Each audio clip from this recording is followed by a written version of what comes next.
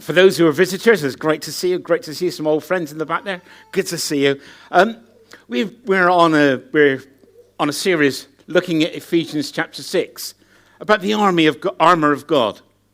We're going through this series of looking at the armor. And as we're going through, we're not that far into it, but as we're going through it, what I'm amazed at is how closely it's all linked together. It's not a separate this or a separate that, but it's all linked together. Because as we read in Ephesians 6, Paul says we should put on the full armor of God. Not a little bit of this or a little bit of that, but the full armor of God. And I want to look at something shortly, but before I do, I want to tell a little story. Very recent story, yesterday in fact. You see, there's a group of us. We were going off to Newtown yesterday to a leaders' conference sort of thing up in Newtown. And we set off about 7 o'clock in the morning. And in my car there was John and myself and Jen. And, it was all good. It was a bit snowy and everything else, and picked up John, and then we headed off past the race course, just before the race course, turned off left. And, can I have some pictures up, Keith? Turned off left, and as we hit Itten, it suddenly turned white. And, me and John are like two little kids, Oh, this is great, isn't it? We're talking about, handbrake turns, sliding. It's great. We're having great fun. But there's a certain person in the back who was, can we turn back now? It's time to go back, I think. I would have turned back a mile ago by now. But we were going, and it was fine. Until we, as you go up through it, and then you come to Devolden, and it was getting thicker. And it was getting whiter. You wouldn't have believed it. You thought, where did this come from? And we were about to turn, there's a little turn in the left that goes down towards Raglan. Can't remember the name of the road. Lansoy. A little turn in there at Lansoy. And as we looked down there, I could see, literally, it's no exaggeration, the road was 4 inches thick in snow. Virgin snow. No one had been down there. And I thought, perhaps we ought to call it a day here. I might, I know. There's all the screaming coming from the back. I want to go home, I want to go home. You can imagine it. It was great. So we did eventually turn back. And we went to Three Rivers for breakfast. So it was a good start to the day. 2 rivers even. The point of this is, if I'd had different tires on my car, if I'd had snow tires, studded tires, or snow chains, if my car had been shod with the right tires, it'd have been a different matter. Yeah. We wouldn't have been slipping around. Jen wouldn't have been screaming, I don't like it, I don't like it. We would have still been having fun in the front, but, there would have been a bit of peace in the car. There would have been sorry. Not as in peace and quiet, as in, but there'd have been a bit of peace because we knew we had the right things on our car. I'm talking this morning about being shod with the gospel of peace. And feet are very... Yes, Jen. And... Wisdom. It's really important. Footwear is very important, that we have the right things on our feet so that we don't slip around. Let me just read this passage from Ephesians, Ephesians 6, verses 10 to 16. It's important that we grasp this. We can't read this too often. When we get up in the morning, putting on this armor. It says this, finally be strong in the Lord and in his mighty power. Put on the full armor of God so that you can stand against the devil's schemes. For our struggle is not against flesh and blood, but against rulers, against authorities, against the powers of the dark world, against the spiritual forces of evil in the heavenly realms. Therefore, put on the full armor of God, so that when the day of evil comes, you may be able to stand your ground. And after you have done everything, to stand. Stand firm then, with a belt of truth buckled around your waist. And we heard about that a couple of weeks ago from Jen. With a breastplate of righteousness in place. We heard that from Martin last week. And with your feet fitted with the readiness that comes from the gospel of peace. In addition to all of this, take up the shield of faith with which one can extinguish all the flaming arrows of the evil one. Being able to stand is very important for a soldier, for a lot of people. I mean, can you imagine, we've got the Six Nations going on at the moment. Can you imagine the rugby players playing in slippers? It would be quite, quite a funny situation, watching them all in slippers on the rugby pitch, trying to get any traction or anything else like that, slipping all over the place. Footwear is very important. The amount of effort and funds and research that goes into footwear for lots of different applications. The modern army boot. You know, the amount of time and things that go into that it's got to be waterproof. You've got to have a puncture-proof sole. It's got to have good traction. It shouldn't make them sweaty. It should be light. All these things go into looking at the footwear. And no more so than the Roman soldier. And that's who Paul was looking at. When Paul was talking about the armor of God, he had the Roman soldier there. And they had a special footwear. And it was called, I hope I pronounced it rightly, the Calige. And this was a specially made piece of footwear. It had 3 pieces of leather. It was top, it wasn't cheap stuff. It was top quality, either cowhide or oxhide, something like that. And the first layer had hobnails riveted into it. Some were a ½ inch long. I've heard some of them were even 2 inches long. But they had these hobnails riveted into the sole on the bottom layer of the leather. Then there was another layer of leather put on to cover up these hobnails. And then a final third layer, which had the straps that they used to strap around themselves. And each boot was tailor-made for the soldier. Because they were wearing these for long periods of time. So each boot was made for a particular soldier, for their particular feet. So when they were on their long marches, they didn't chafe, they didn't have blisters and things like this. There was lots of air around them to keep them cool, so that they were comfortable. There's a lot, even in those times, that went into the footwear.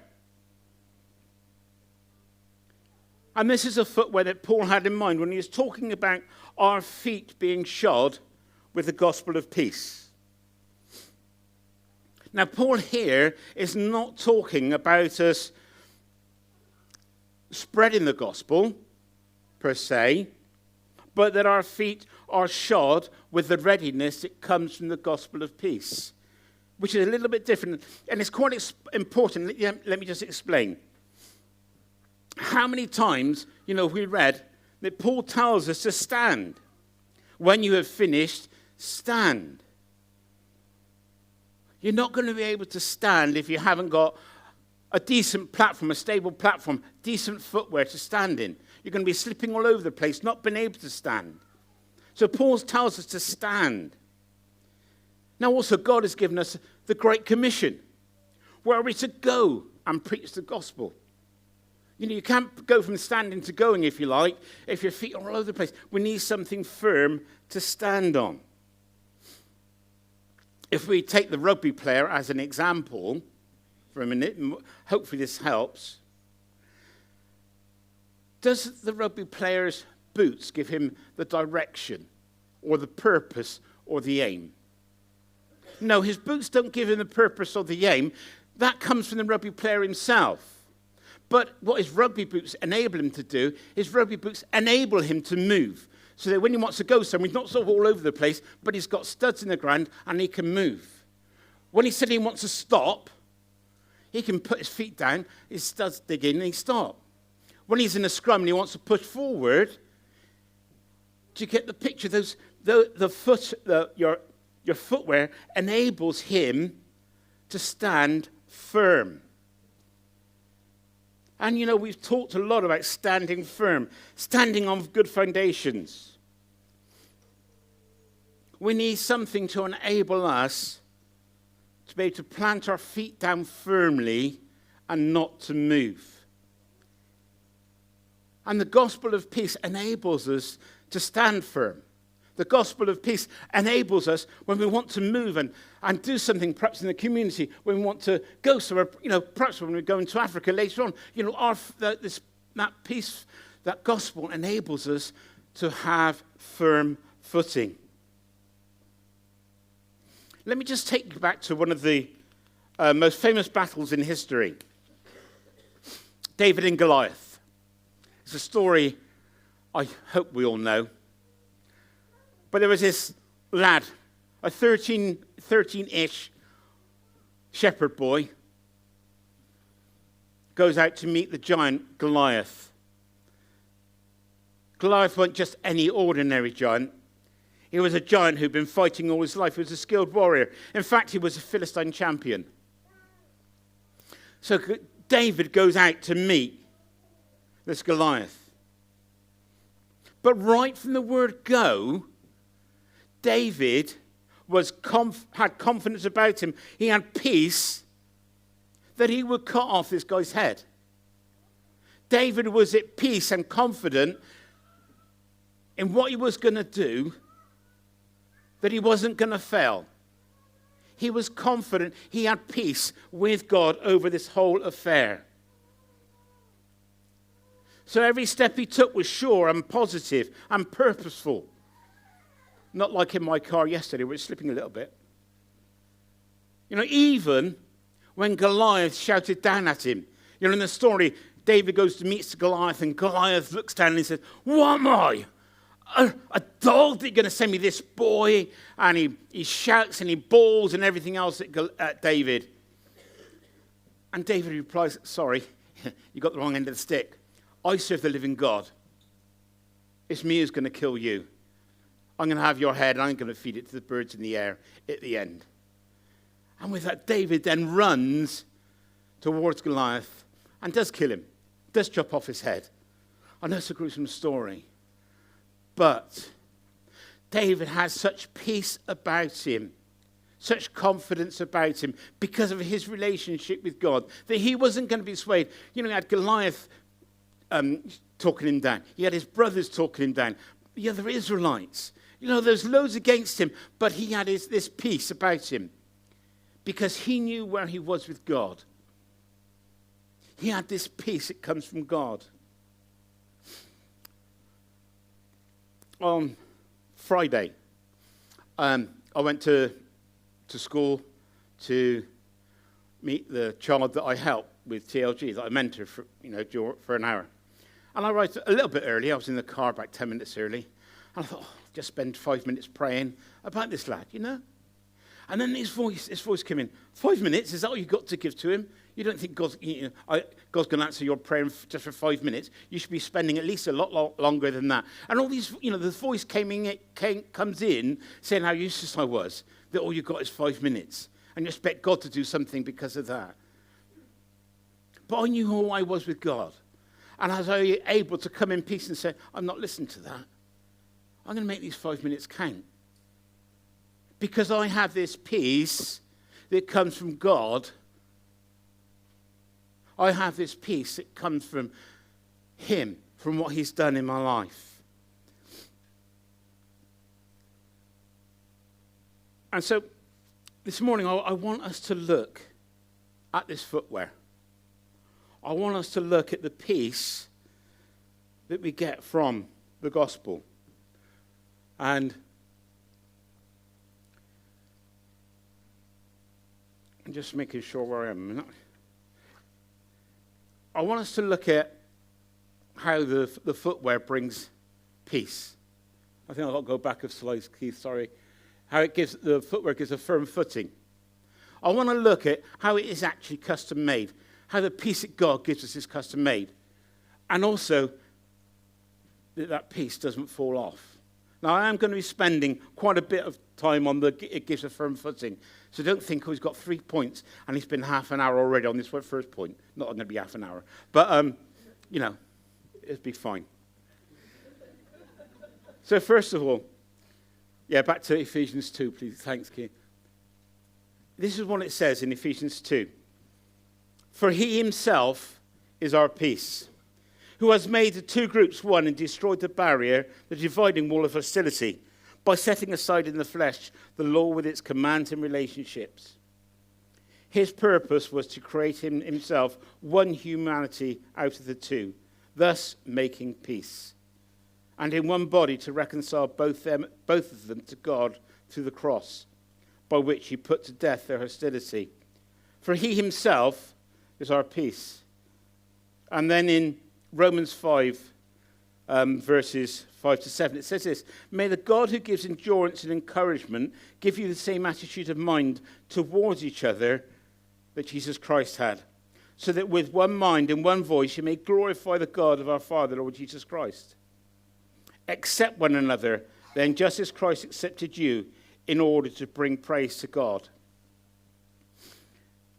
First of all, the gospel of peace, brings peace between us and God.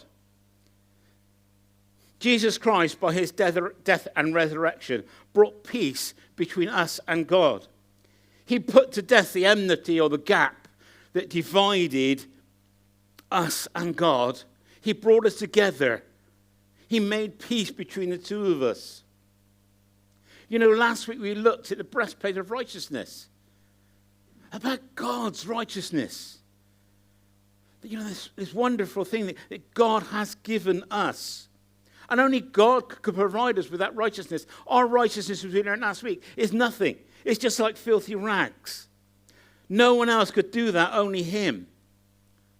So the fact that we may feel not worthy, we may feel don't come up to standard, we'll never be good enough, we failed, how could he use me? You know, all these things are true of me. I am not worthy. I'll never be good enough. I still fail God, I still sin. But this is true and overrides everything else, that Jesus on the cross made me worthy. That Jesus Christ and his death on the cross made me pure. He made me useful for him in his service. He made me sinless. He clothed me in his righteousness by what he had done. Not by anything I could do, by what he had done. Jesus Christ has brought peace between God and myself. There is no longer a division. Right in the beginning of that, for he himself is our peace. Jesus Christ has brought the peace between us. So believe it not, when God sees me, he sees someone who's pure and spotless. A faithful servant, his beloved child. That is what God sees, not because of what I've done, but because of what he's done on the cross, because of what he has done for me. Christ has brought the peace between myself and God. I've no need to fret over, am I worthy enough? Am I good enough? What do I add up to? Do I measure up to it? No, I stand on the peace that Jesus Christ has given me. I stand on the peace that Jesus Christ brought on that cross. On that cross, he said, it is finished. It is finished. There is no more to be said.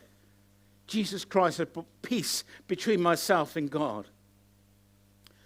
But with that peace also comes the assurance that God has got me. That God is my Father. That God cares for me. That no matter what happens in my life, he's looking after me. He has got my back, if you like. You know, David and Goliath. The reason David was so confident was he knew God had got his back.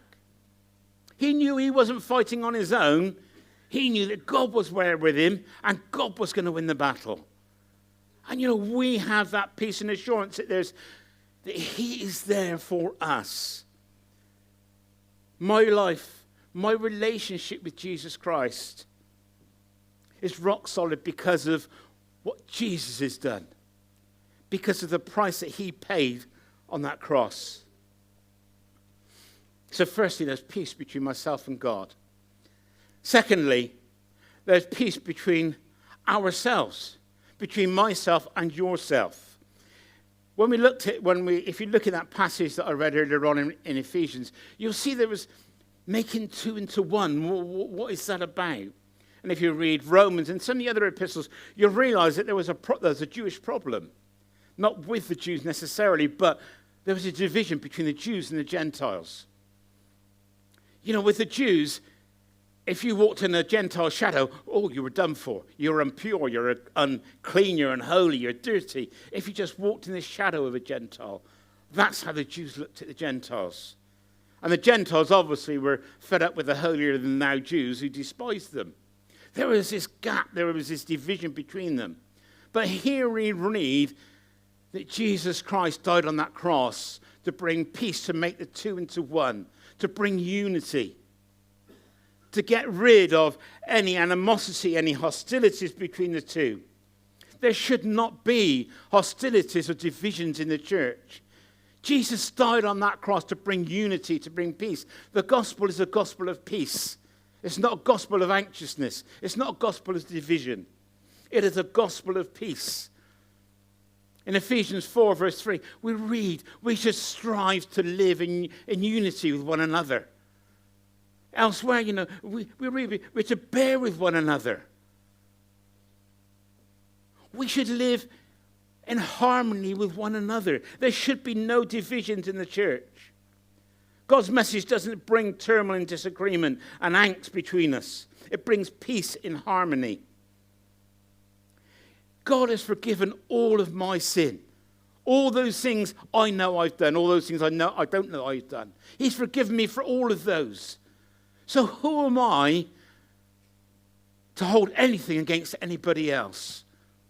That should not be. There should not be division in the church. Jesus died to forgive us, to bring peace, to unite us together. Jesus said, he said, people will know you are my disciples when you have love for one another.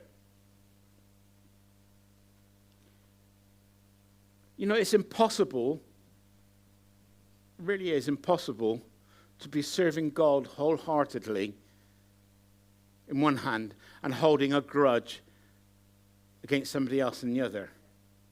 It can't be done. We need to live, you know, forgive one another. That doesn't, and there have been just too many splits and divisions in God's bride, in God's body, the church. There have been too many. And when that happens, we become like the next picture, like Bambi. Can you remember this picture? You've all seen this film, haven't you? Of Bambi trying to get up on the ice, all 4 feet going all different ways. That's what the church becomes like when we're split and divided. No good to anybody. You know, we all have differences. You know, in this room, we are all different. You're all different to me, and I know you say praise God for that. We are all different. But we have to work through these differences. We have to work together to love one another, to bear with one another's faults, to bear with me when I wind you up and do things so wrong. And I know you do, and you're lovely. We've got to do that with everybody so that we are united, so that we live with peace with one another. Divisions in the church should never be. We should be united in that purpose of reaching others for God, of sharing his love, of sharing his grace. We should be united in those things. We should work out our differences so that you can work together for the glory of God.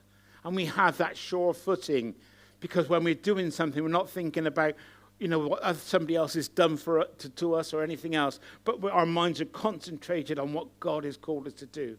We're not slipping around, you know, like my car was yesterday, going this way and that. No, we are going in the same direction. So the gospel of peace brings peace between us and God. Gospel of peace brings peace between others and ourselves. And it also means we can live at peace with ourselves. You know, God's died to save me, Martin Iniver. Not so that I could be a cardboard cutout hot off the religious production line, but so that I could be and enjoy being the best possible me. And if I'm honest, one of the greatest things I've learned as a Christian is that God wants me to enjoy being me. We are all different people. We are all unique. We are all different. But God wants us to enjoy that difference. God wants us to enjoy that uniqueness. You know, I am me, trying to be the best me possible. It doesn't call me to live like some, there's lots of great Christian leaders around. Great people and examples, which you try to take their examples and follow, but not to be like them. He doesn't want another one of those. He's got one of those. He wants one of me. He wants one of you. He wants one of you. We all have this place and these things to do. In Ephesians 2, verse 1, it says this. Not verse 1, but it says, I am God's masterpiece. You are God's masterpiece. You are God's workmanship. You are unique because God's made you that way.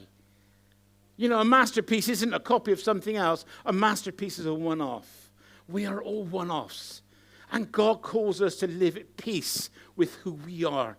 Not spending our lives trying to imitate somebody else, but to be ourselves.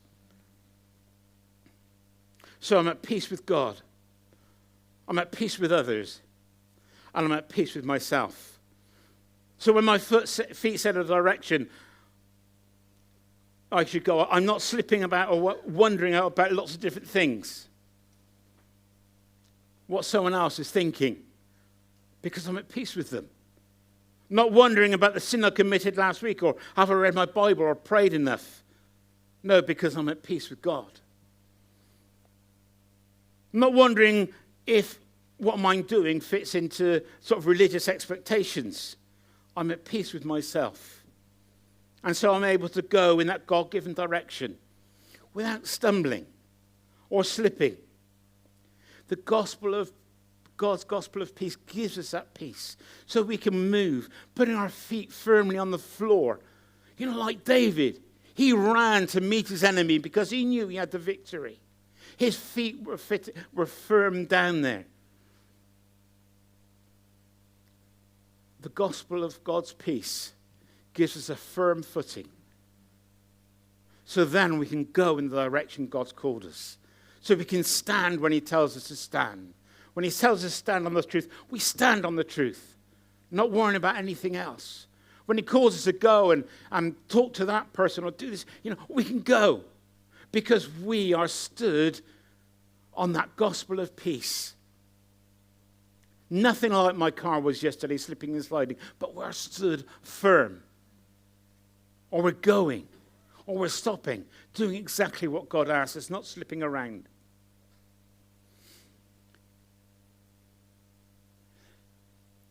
So these shoes, these boots, they brought firm footing. Secondly, they were comfortable. These shoes, as I said, they were comfortable. They were a one-off. They were made by I'll call them a cobbler. I don't know what they were called in those days. But the person who made the boots made them to fit that particular person's foot. How many of you have ever worn shoes that are ill-fitting?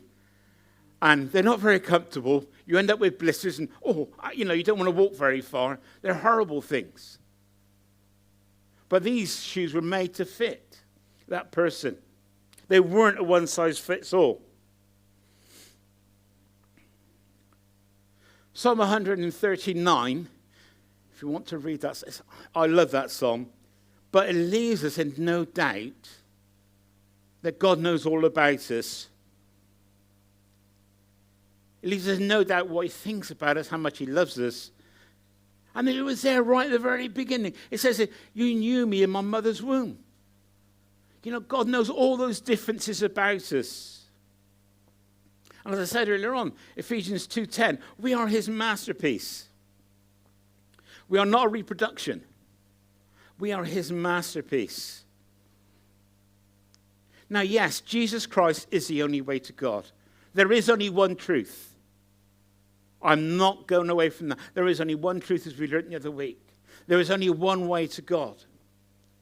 But we all have our own peculiarities, don't we? We're all different. All, the different ways we understand things, our DNA. We're all wired differently. And so God deals with us in different ways to suit who we are. My journey to Christ is different to everybody else's in this room. My relationship with Christ is different because I'm me and you're you. I've got here, he tailors our peace. That doesn't mean he changes the peace, but he helps us to understand it. So when we put it on, it's like putting on a really snug pair of shoes. It's, that's mine. That's my peace that God's given me. I've got two kids, Paul and Leah. Very different children. So I don't go treating them both the same. If I was explaining something to Paul, I do it one way, then I have to, okay, let me try it this way. Do you know what I'm saying? I explained it and I treated it. They all did the same things. I didn't favor one against the other, but you explain things in a different way. When I was disciplining them, this is a funny one, all I had to do was raise my voice and Neil would go, no. She'd be in tears. Paul took a bit more persuasion, shall we say. They were different, and we had to treat them differently to get the same results. We are all different. But God's got the same peace, the same truth for each one of us. And he deals with us and teaches us and he brings us. So it's, when you put your feet in it, that's mine. That's something God's taught me. That's a revelation he's brought to me. It is so comfortable for us. But coming with that peace is joy as well. Just a little add-on at the end, Romans 15:13, it talks about peace and joy. That peace brings that joy to us as well. And it's not a hilarious sort of thing, and it's also not that deep, deep joy that you've got to dig miles to find. It is something real, a wonderful joy and peace that it brings. And finally, these shoes won't slip off. When the Roman soldiers had these boots, they put their feet in them, and then they, great big long leather thongs that they used to bind around their shins and everything, tying a great big knot. Those shoes were not coming off. Those shoes weren't going to slip off when they were long. It wouldn't be like sort of rugby players playing in slippers, going along and sort of suddenly your feet slips out of them. These shoes stayed on. They were firm. No matter where they went, the battle, marching, anything else, they stayed on. But can I be honest? This was the one thing that was down to the wearer of the shoe, was to make sure that they fastened it on. It wasn't up to the person. The person who made the shoe didn't come along like, put your foot in there and let me tie it all around for you. They tied it on themselves every day. When they got out of bed, put the shoes on, tied them around themselves. God provides everything we need for our peace. God provides everything we need for our peace. But we have the choice of wearing it or not. I've seen some Christians who just, are just living in God's peace all the time because they've grasped it, they put it on each day, they know who they are. And I've seen others who, really struggle because they don't put this peace on. I don't know why, but they struggle to put this peace on. They struggle to find that peace. They struggle to know how to put it and strap it on. But God, Jesus died on that cross so we could all have that peace. And it's up to us that we claim that peace. We realize who we are. That we're not struggling to become someone, we're not struggling trying to be righteous in ourselves, but we realize that it's all down to God. That it's our righteousness, it's his righteousness.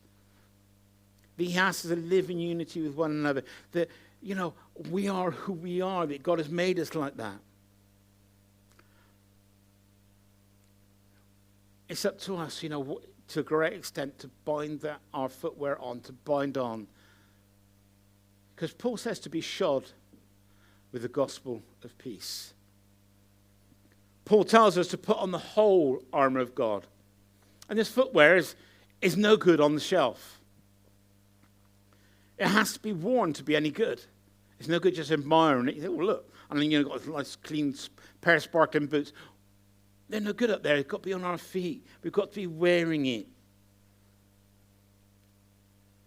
Knowing about God's peace is good, but this peace is only any real good when it's applied, when it's worn. When we have shod our feet and tied and knotted those boots of peace in place. So that when God tells us to move, we can move. When God tells us to march, we march. When God tells us to stand, we stand. Because we have our feet shod with the gospel of peace. Ben, can you come up, please? As I was thinking about this morning, I believe God brought me a saying that's been said sometimes in church. Okay? Don't let Satan rob you of your peace. I don't know how many of you have heard that. But he can't. Satan can't rob you of your peace. Because Jesus died on the cross. He was the one who brought us our peace. What can happen is, as we've gone through this series, one of the things we've learnt of is Satan's tactics. He likes bringing lies and deceit. His first one, with Adam and Eve, and they're going, did Jesus really say that? He brings these lies and this deceit to try and get us to believe that there is no peace. Like I was in the car the other day at school. Those words that came in, who are you? 5 minutes with God, is that all you can spare? All these things. That's Satan trying to take away our peace, but he can't rob it of us. It's when we listen to him, when we take those things on board, our peace goes. He can't snatch it away, but by listening to him, we can let those ties slip off and our boots are gone. And we have to reclaim those things. And this morning, if you're sitting there this morning and thinking, God is speaking to you this morning that you haven't got that peace. It's something has happened, and you've let your boots slip. You've undone them a little bit and let them slip off. That you haven't got that peace that you should have. As we sing this next song, please come forward for prayers because we want to help. We are a family. We want to help one another, who love each other, who want the best for each other. And we want all of us to live like that in unity together, in the peace that God has. And if you're struggling with that peace in your life, if there's something, you just haven't, something there, you don't know what it is perhaps. Perhaps you do. And you want prayer concerning that peace this morning. Please, come up to the front. Get prayed for.